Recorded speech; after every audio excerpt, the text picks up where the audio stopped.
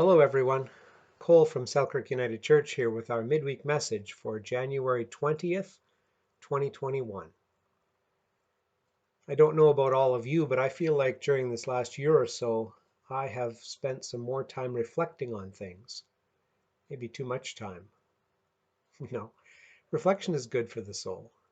I've been reflecting on life in general, reflecting on church life, reflecting on politics, reflecting on baseball. It's true. I've been reflecting on all sorts of things. I'm wondering if you have been spending some extra time in reflection too. One of the things I've been reflecting on this past week made its way into our sacrilegion small group discussion yesterday. Let me read what I sent out to our group the other day so they could prepare for the discussion. This is what I sent. For the topic this week, I've been reflecting on the story of Jacob's ladder from Genesis, especially when Jacob awakens and exclaims, "Surely the Lord is in this place, and I did not know it."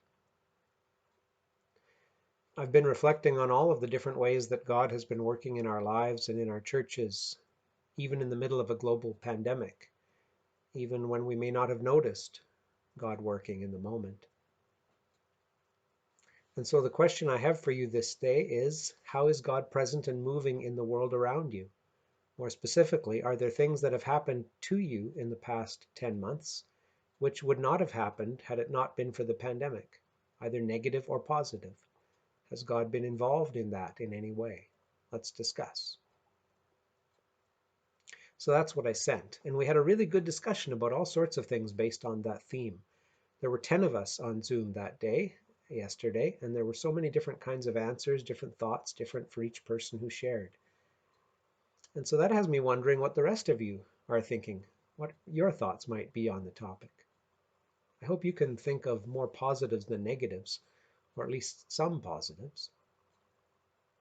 I also hope that you can see that you have not been alone through this time.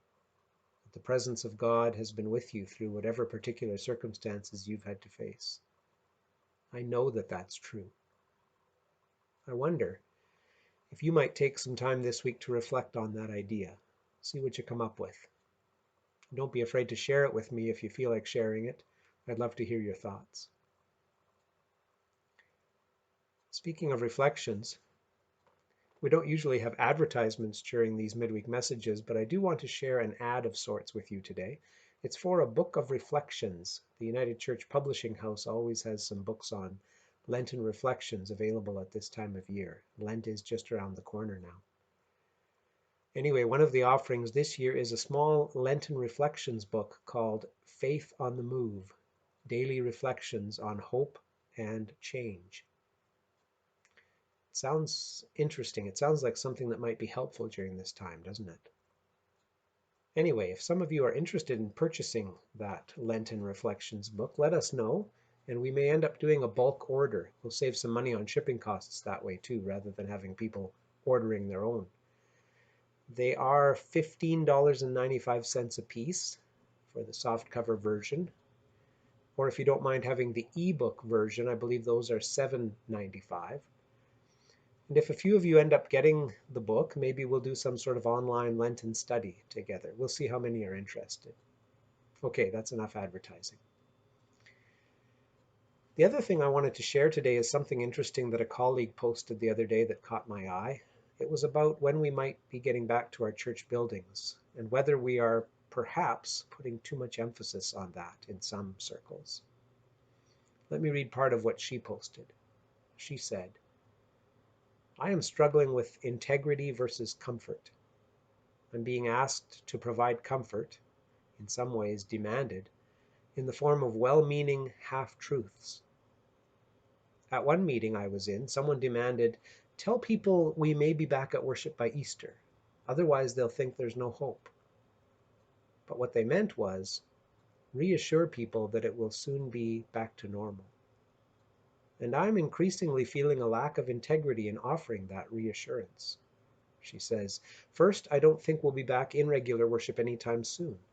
Second, as a Christian, that's not where our hope lies. Our hope is not in the idea that things will go back to normal. Our hope is in Christ. Our hope is not in normality. If that's true, then so many people are left out of any hope. Your dream of normality is someone else's nightmare. The demand for reassurance and comfort is preventing us from addressing the real need and the real hope. It sounds like she's going through some tough stuff with her congregation, maybe more specifically her council.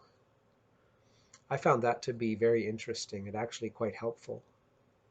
I do feel for her, and I pray for that congregation, and I hope that they can find their way.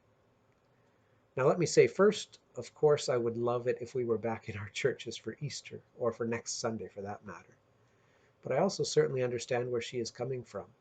There has to be a way for us to provide hope and comfort for one another without it being tied to promises that none of us can realistically make, that we have no control over.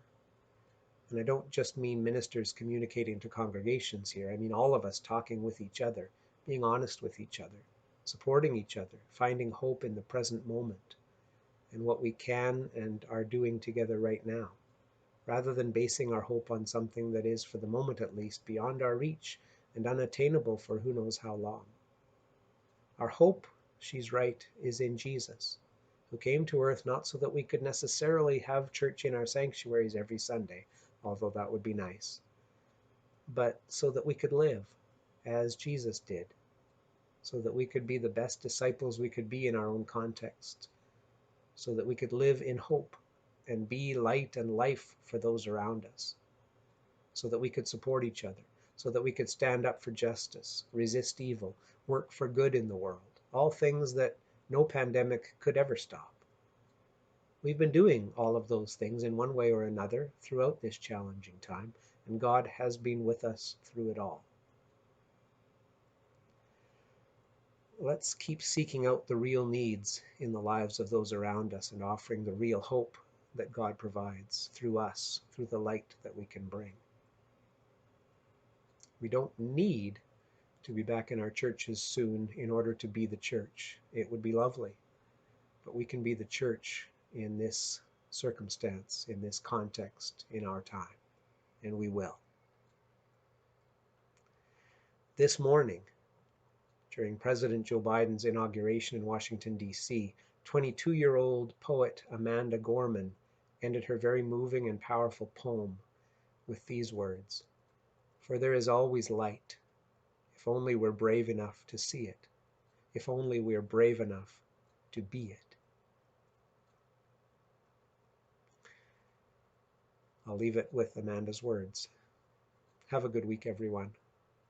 More than that, have a good, reflective, peaceful, hope-filled, optimistic, active, productive, justice-seeking, troublemaking week. And may God be with you.